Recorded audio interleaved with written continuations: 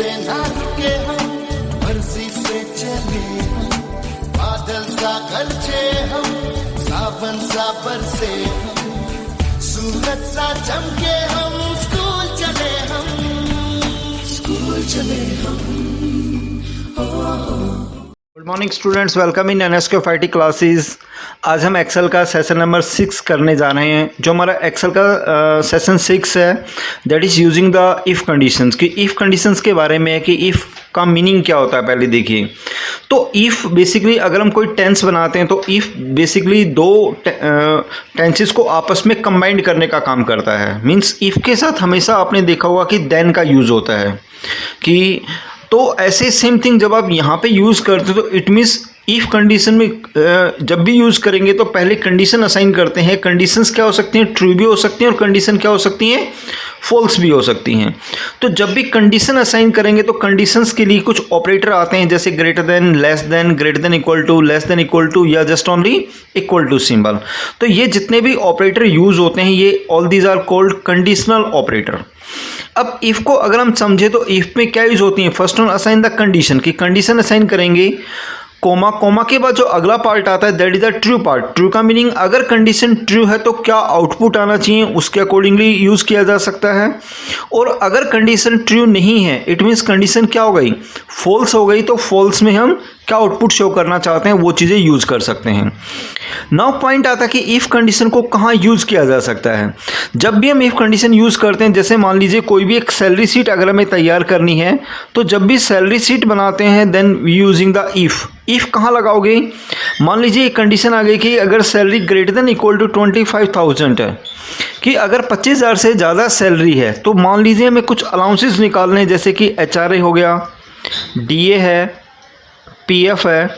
अगर इसमें कुछ कंडीशंस हैं तो कंडीशन जहाँ भी अप्लाई होती हैं तो वहाँ पे क्या यूज हो जाएगा, इफ़। कि अगर 25,000 से ज़्यादा सैलरी है तो मान लीजिए HRA सैलरी का that is the 20% of the salary है, otherwise that is the 10% of the salary है। मीन्स इफ़ के दो पार्ट हैं, फर्स्ट वन ट्रू और second one is the false. कि अगर वैल्यू इससे ज़्यादा है तो ये करे, अदर वैल्यू इससे कम है तो ये करें। तो यहाँ पे जब हम सैलरी शीट बना रहे हैं तो हमें किसकी रिक्वायरमेंट आ रही है, इफ़ कंडीशन की रिक्वायरमेंट आ रही है। ऐसे जैसे स्टूडेंट्स हैं, जैसे मान लीजिए आप स्कूल्स में जाते हैं तो स्कूल के अंदर आपका एक मार्क कार्ड तैयार होता है लास्ट में। तो जो मार्क्स कार्ड होते हैं बेसिकली उसमें क्या यूज़ होती हैं, इफ़ कंडीशन की। जैसे जिस स्टूडेंट्स के जैसे ग्रेडिंग डालना है, मान लीजिए हमें क्या निकालना है, मान लीजिए ग्रेड डालना है। कि जैसे आपने देखा होगा कि A, B, C ऐसे ग्रेड गिवन होते हैं, तो ये मार्क्स के अकॉर्डिंगली होते हैं। कि अब वो एक कोई भी परसेंटेज असाइन कर दे कि 80% से ऊपर है उनके A ग्रेड मार्क्स हैं, 60 से और 80 के बीच में B ग्रेड है, अदरवाइज C ग्रेड मिलेगा। तो इस तरह के जहाँ कंडीशंस आ गए तो यहाँ पे भी हम क्या लगाएंगे, इफ़ कंडीशन का यूज़ करेंगे। तो ये हमारे पास कुछ टॉपिक्स हैं जिसमें हम किसका यूज़ कर सकते हैं, बेसिकली इफ़ को यूज़ कर सकते हैं कि इफ़ कंडीशन कैसे अप्लाई की जाती है। नाउ अब हम प्रैक्टिकली यूज़ करते हैं कि how to using the if condition. जैसे मान लीजिए हमने एक एक्सेल को ओपन किया, मान लीजिए मैंने एक सीट डिज़ाइन की हुई यहाँ पे, जिसमें मैंने ये सीट डाली हुई है employ code, employ name, basic salary, HRA, DA, PF और टोटल सैलरी। अब मान लीजिए कोई भी कंडीशन अगर आपको अप्लाई करनी है तो जब भी इफ़ कंडीशन अप्लाई करनी है, first one assign the equal to symbol and using the if. If में सबसे पहले क्या डालोगे, कंडीशन डालोगे। अब कंडीशंस की सिंबल उस पे सेल पे लग रही है C2, क्योंकि सेल एड्रेस क्या हो गया जिसमें सैलरी है, that is C2, that is greater than equal to. कोई भी एक कंडीशन हो सकती है, मान लीजिए आपने कंडीशन डाल दी 15,000 कि अगर सैलरी 15,000 से ज़्यादा है तो क्या करना, हमें कोमा लगाइए, कंडीशन अप्लाई कर दीजिए यहाँ पे। अब कंडीशन कुछ भी हो सकती है, मान लीजिए वो कितना परसेंट है, C2 इंटू में दैट इज सपोज करिए 25% है।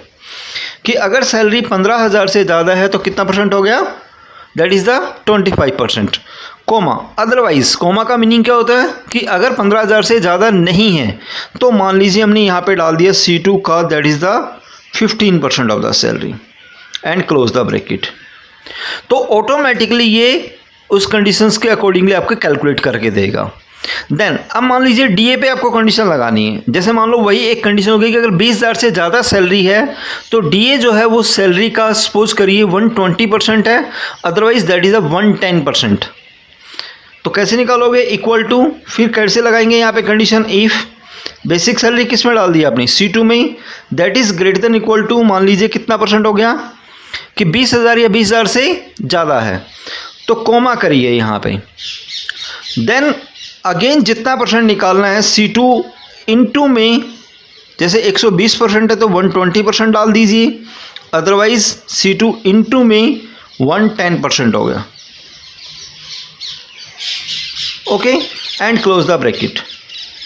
पीएफ मान लो सभी के लिए कॉमन निकालना है, that is 12% of the salary, तो हमने यहाँ पे 12% निकाल दिया। टोटल करना है तो टोटल कैसे करेंगे, basic salary plus HRA plus DA and minus में क्या यूज़ कर सकते हैं, पीएफ कर सकते हैं। तो ऐसे सारे फॉर्मूलाज लगा के आप इसको सिलेक्ट करिए नीचे तक और कंट्रोल के साथ डी प्रेस कर देंगे। तो इस तरीके से आपने देखा कि एक साथ हम पूरी शीट को क्या कर सकते हैं, तैयार कर सकते हैं। तो ये यूज़ करना है कि इफ़ कंडीशन आप किस तरीके से अप्लाई कर सकते हैं। तो एक तो हमने सैलरी पे इफ़ कंडीशन लगाना सीखा कि how to apply a if condition on the salary. Now second one point, एक नई शीट बना लीजिए यहाँ पे, मान लीजिए हमें सेम इफ कंडीशन एक बार फिर से अप्लाई करते हैं ऑन द मार्क शीट के ऊपर, जैसे मार्क कार्ड बनाते हैं। तो मार्क कार्ड में आपने देखा होगा कि क्या क्या चीज़ें होती हैं, स्टूडेंट्स का क्या क्या होंगे, पहले फर्स्ट वन रोल नंबर, फिर उसके आप कोई भी सब्जेक्ट डाल दीजिए, जैसे हिंदी हो गया, इंग्लिश हो गया, मैथ है, साइंस है या SS है और साइंस है। नाउ यहाँ पे हम उसके टोटल मार्क्स निकालते हैं, परसेंट मार्क्स निकाल दिए उसके हमने,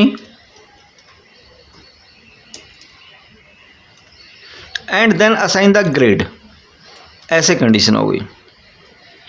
तो यहाँ पे अगर हम मार्क्स डाल दें कोई भी, टोटल मार्क्स जब भी करना तो कौन सा फंक्शन लगा दोगे, सम।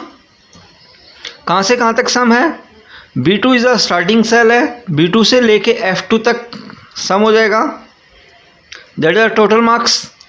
परसेंटेज मार्क्स जब भी अप्लाई करते हैं तो आप क्या यूज़ कर सकते हैं, परसेंटेज कैसे निकालते हो, first one that is a getting marks, कि कितने गेटिंग मार्क्स कितने हैं, अपॉन में टोटल मार्क्स। मान लीजिए 30 मार्क्स का एक पेपर है तो टोटल मार्क्स कितने हो गई 150, इनटू में क्या डाल दोगे 100।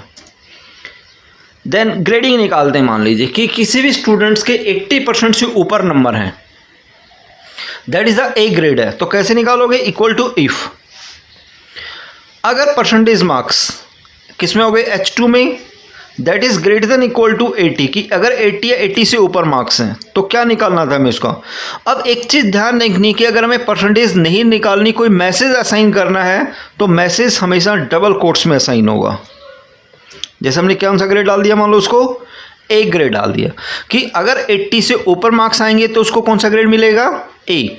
अगर कंडीशन एक से ज़्यादा है यहाँ पे तो फिर से इफ कंडीशन असाइन की जा सकती है कि H2 greater than equal to 60, कि अगर 60 से ऊपर नंबर आ गए, मान लो इट मीन्स क्या हो गया 60 और 80 के बीच में मार्क्स आ गए, देन अगर हमें फिर से ग्रेड निकालना है तो मान लीजिए यहाँ पे ग्रेड क्या डाल दिया हमने, बी डाल दिया। दो ही कंडीशन है कि 80 से ऊपर ए, 60 से ऊपर बी, अदरवाइज मान लो हमने क्या डाल दिया उसको फेल डाल दिया, तो ऐसे आप फेल डाल दोगे और दोनों ब्रैकेट लास्ट में क्या कर देंगे वहां पे हम बंद। अब अगर हम इसको नीचे तक ड्रॉप करके कंट्रोल डी करें तो सभी में क्या आ गया, फेल आ गया। क्यों, क्योंकि अभी हमने मार्क्स इनपुट नहीं किए हैं। अब जैसे जैसे स्टूडेंट्स के मार्क्स आप डालते जाओगे उसके अकॉर्डिंगली उसका ग्रेड आता चला जाएगा।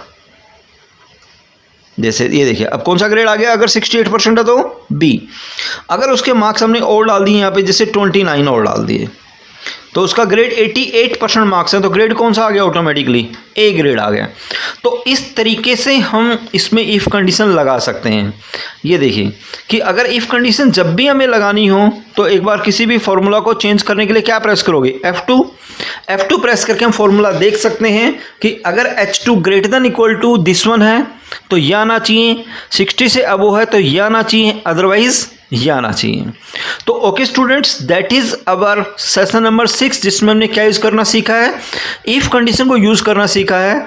तो प्लीज़ आप बहुत ध्यान से इन चीज़ों को यूज़ करिए क्योंकि that is a very important part in the Excel sheet.